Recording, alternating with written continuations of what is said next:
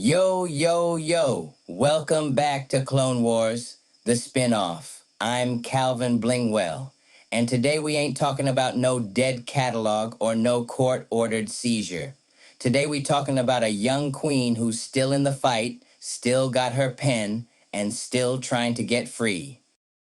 DJ Universe in the building, and y'all already know I love when we get to talk about somebody who's actively fighting for ownership while their career's still hot. That's a different kind of pressure. Dandy Market here.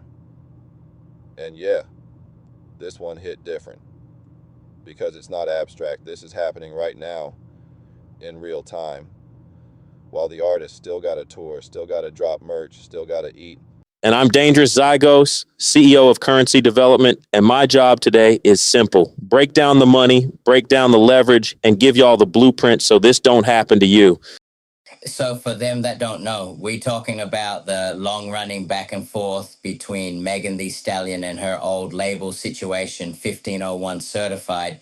She blew up worldwide. Grammys, number ones. But behind the scenes, she's been in a legal tug of war over her contract terms and how much control she actually had over her own output. And that's the part that get glossed over. The world sees the trophies and the tour posters, but they don't see the artist sitting in depositions trying to explain why she can't drop the music she already recorded. Man, that's the nightmare scenario for any artist on the come up. You finally get the attention, the deals, the looks, and then you find out the paper you signed when you ain't have leverage is now controlling your whole rollout. Right, and this is bigger than one artist's situation.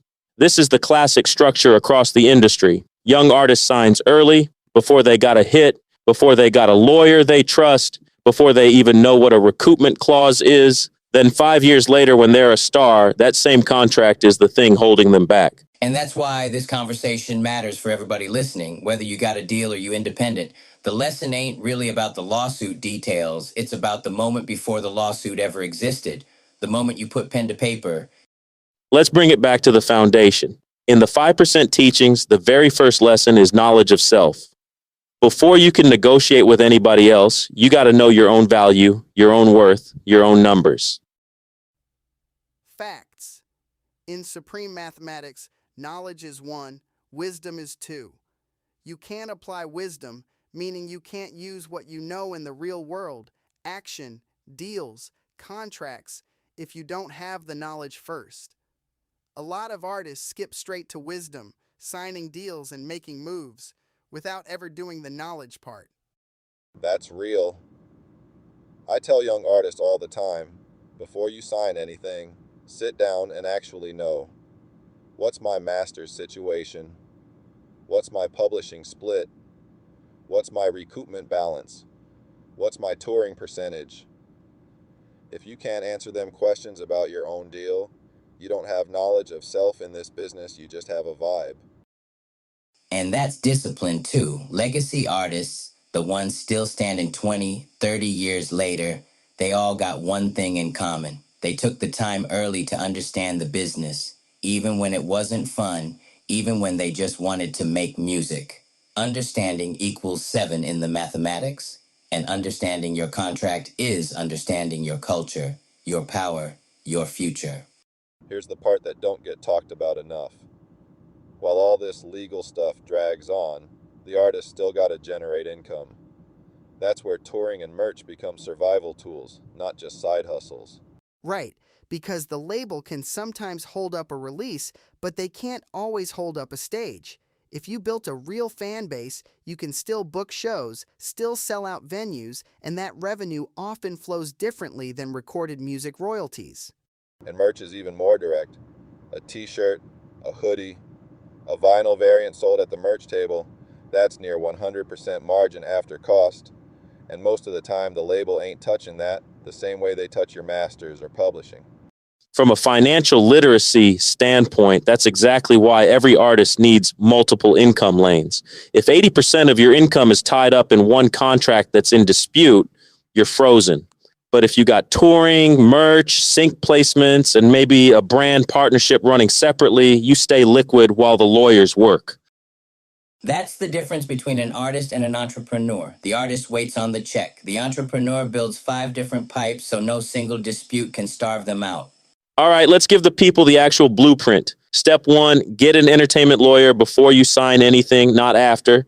Pay for an hour of their time, even if you broke, because the cost of a bad contract is way more than a consultation fee. Step 2. Understand the difference between a deal and ownership. A check up front feels good, but ask yourself, what am I giving up for 20 years to get this money for 2 years? Masters, publishing, name and likeness, those are forever decisions. Step 3. Build your team's knowledge, not just your own.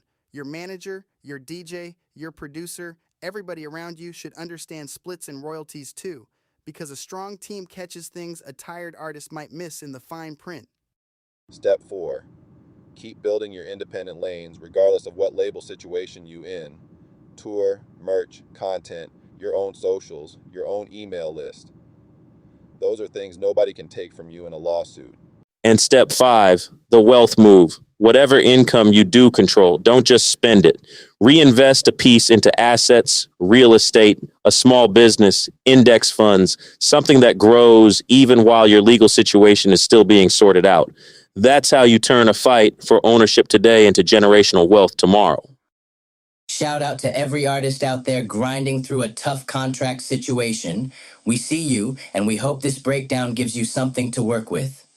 Knowledge, wisdom, understanding. That's 1, 2, 3, and it starts with knowing your own deal before you ever sign on the dotted line. Build them lanes. Tour, merch, content, ownership. Don't put all your eggs in one contract.